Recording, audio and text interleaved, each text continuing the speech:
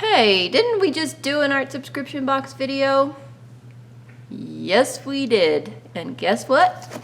We get to do another one. We have smart art for June 2020. Observe the beautificousness. That is my own word. I make things up often. Smart art. Here we go. Boom. Wow, this box is full. Pretty brochure. Prompts are citrus, ice cream, flutter, and standing. Oh, I like those. Those should be fun. All right, little plastic palette. Aquaflow brush. A graphite aquarelle, create a color. So that is a water-soluble graphite pencil, basically.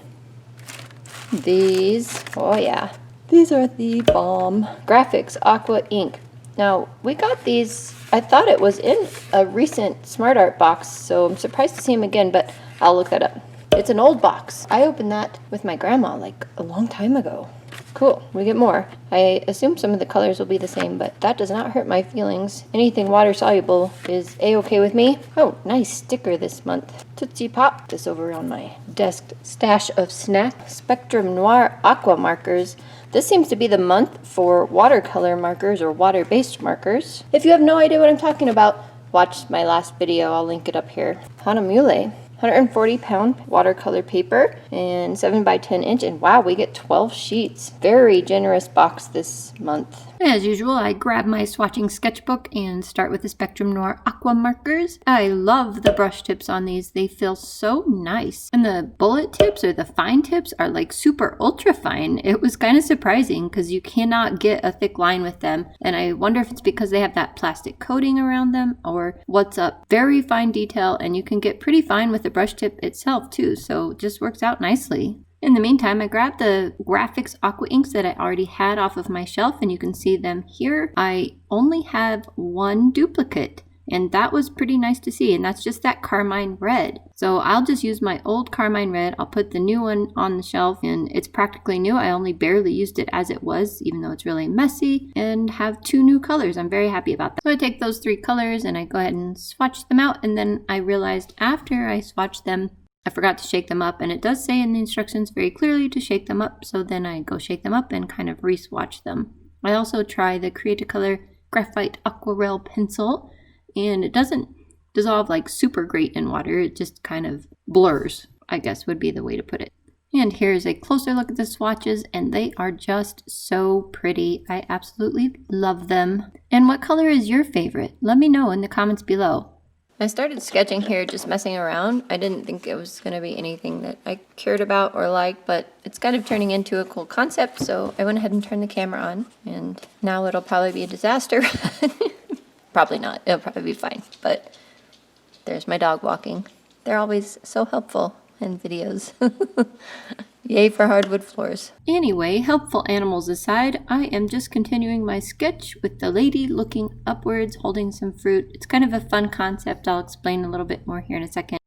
This is actually a watercolor block, so it's glued on all 4 sides. It's a clear glue, and it's open up here at the top, just like most of the blocks you're probably used to. I'm just going to hold it up here and see. I need a little more space at the bottom, a little more space at the top, so it's probably good my sketchbook's smaller because now I have that space to do that. I'm thinking that she is, so remember, citrus, ice cream, flutter, and standing. So she needs to be standing on something, and I want her hair to look like stacked ice cream. And for citrus, I want her to be juggling citrus. And then what else? Flutter, I want her to have wings. So I have to figure out where and how I want her wings. I was going to do all of these separate. I had this cute little idea for doing a collage of citrus fruits with little eyes so they could be little characters, and maybe I'll still do that because it's really fun, but this just kind of struck my fancy and I wanted to see how this would come out. For ice cream, I was going to do just little ice cream cones also with eyes, like little characters, and I thought that would make really fun stickers at some point too, but I'm going to do this one for now. This should be fun. I'm really excited how this is going so far. We'll see if it translates over onto onto the actual paper here. I want to make sure that I take care of the prompt flutter, so I start drawing in these cute little wings, and they're very tiny, but I really, really like them. I want my wings to be symmetrical, and even though they're really tiny wings, I like them for her. I just grabbed some tracing paper and going to use a real pencil and just kind of trace over what I already have so that I can just kind of copy that over to that other side and it will be even and nice. I don't usually draw people at all, with the exception of the Inktober that I did with all the motorcycle characters. I kind of have a tour of that on my channel here. You can go look for that. It's my supplies and quick tips video for Inktober, and I very quickly flipped through my Inktober 2018 sketchbook, which showed all the characters on the motorcycles. So if you want to see that, you can. All right, and then flip it over, line it up with my mark. Wow, look, even the arm is like almost perfectly lined up. That's so cool. A lot about art is cool. You guys are probably rolling your eyes every time you watch my videos. You're like, she's so weird.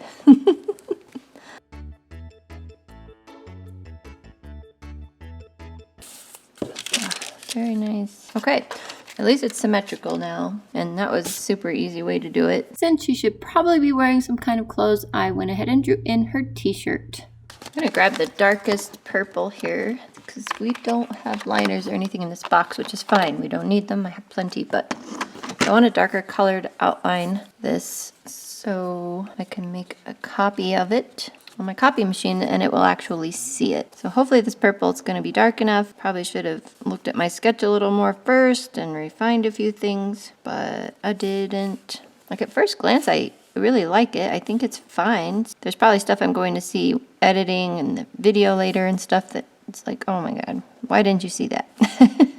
But that's okay. That's okay. I think that's one of the problems with sitting down and doing all your art in one sitting is that, see, I can't talk and draw at the same time. Anyway, one of the problems with doing it all in one sitting is that it looks fine while you're doing that. Then you step away for a couple hours or something and you come back and you're like, whoa, that's like a really obvious thing that I should have seen before. But when you're like sitting here and in the moment, you don't really notice. That is a weird hand with marker. A little lemon. Okay. So I'm kind of curious, since I've just been sitting here with it the whole time, like what do you guys see that you're like, that's kind of weird?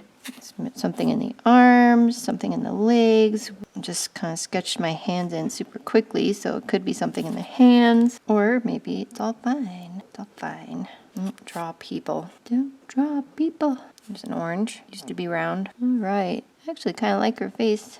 Liked it better before I did that little joggy do. There's some ice cream hair. I have the copy that came off my copy machine, and I taped it down so that I can just flip it up here. That way I could place it on the paper. Once this comes in there, I won't be able to see it. This is graphite tracing paper, so it's going to be semi-erasable once it goes on there. And I will just trace this onto my watercolor paper and we will move on. And here it is. Worked out just fine. And if you remember in my sketchbook, I had run out of room, so I just have to finish the top and the bottom of her. And then these brush markers, they just don't, the lids don't even stay on. They're kind of a joke, so I didn't even fill them with water, but I only used the blue one, which is the biggest round brush, and just dipped it right in the water I already had out and into the ink directly. So I leave a couple of things in here that's real time so you can see how the ink flows when it hits the water, and it's awesome, just like I remembered them being. Look at that.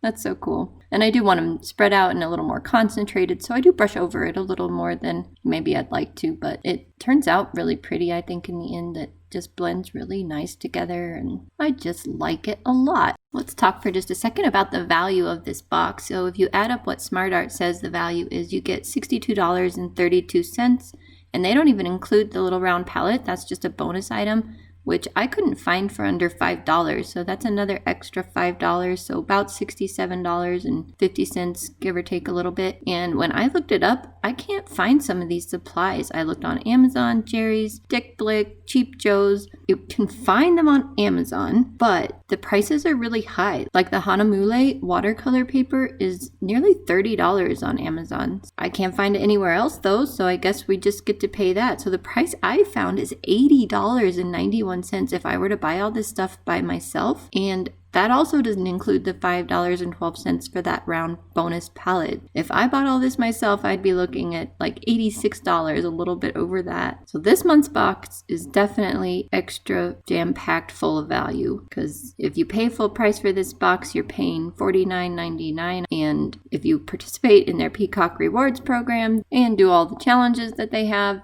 and get all the points you can, then you're going to end up with a free box every 3 to 6 months. It comes out to like $32 a box or something like that, or $50 if you participate in that rewards program. So definitely recommend doing that. Check out their boxes, and I'll leave a link below for you if you're interested in that. And back to the artwork, I used both the yellows of the Spectrum Noir markers and the marigold for the dark lines to make her tights look like a waffle cone or an ice cream cone.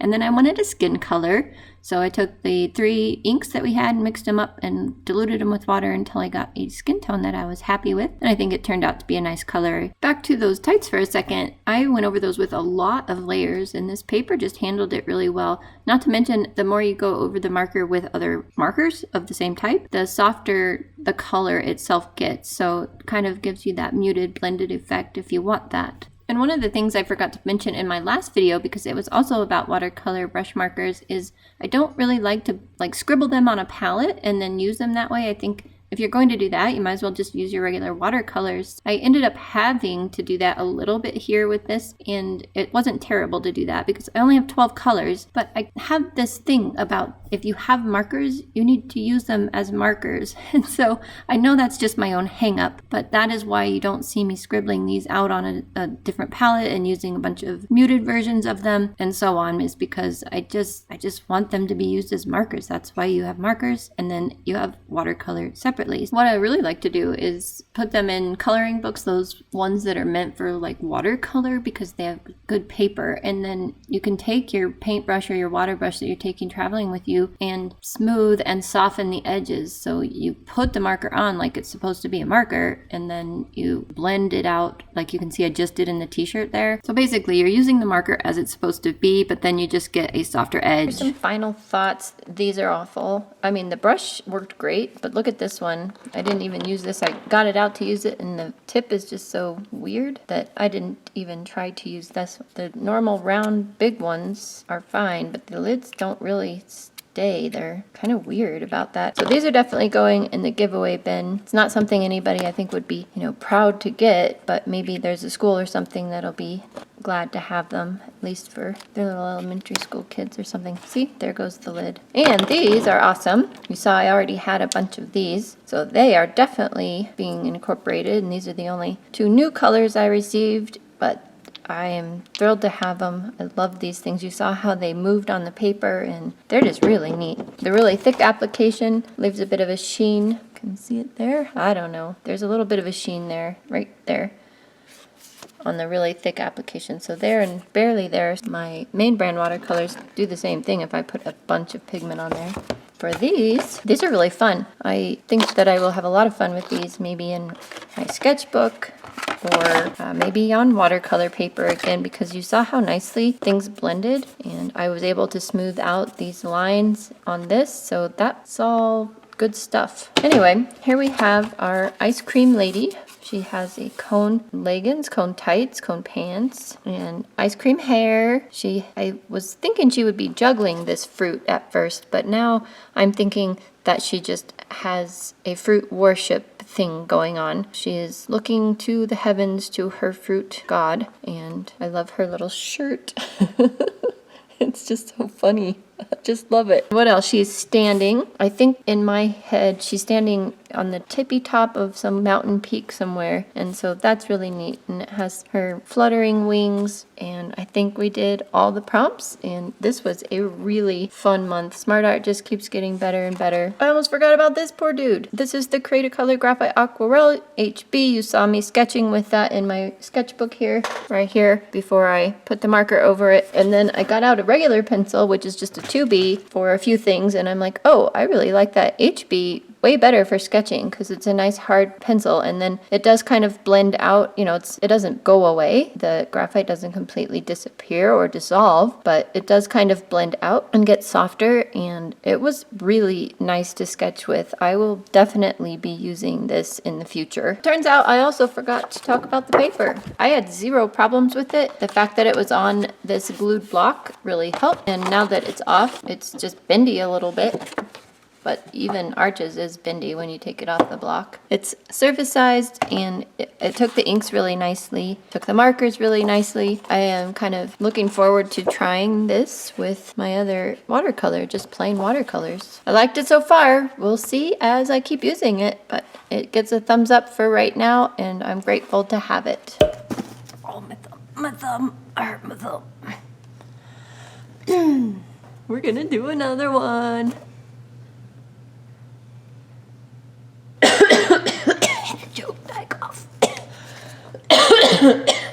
Rona! Just kidding. That's not funny. How rude. Why you do this to me? Thank you so much for joining me today. I hope you enjoyed it. Hit the like button if you did, and look at the videos on my channel. If you like what you see, consider subscribing. I put out videos on Tuesdays and Fridays, and I will see you in the next video.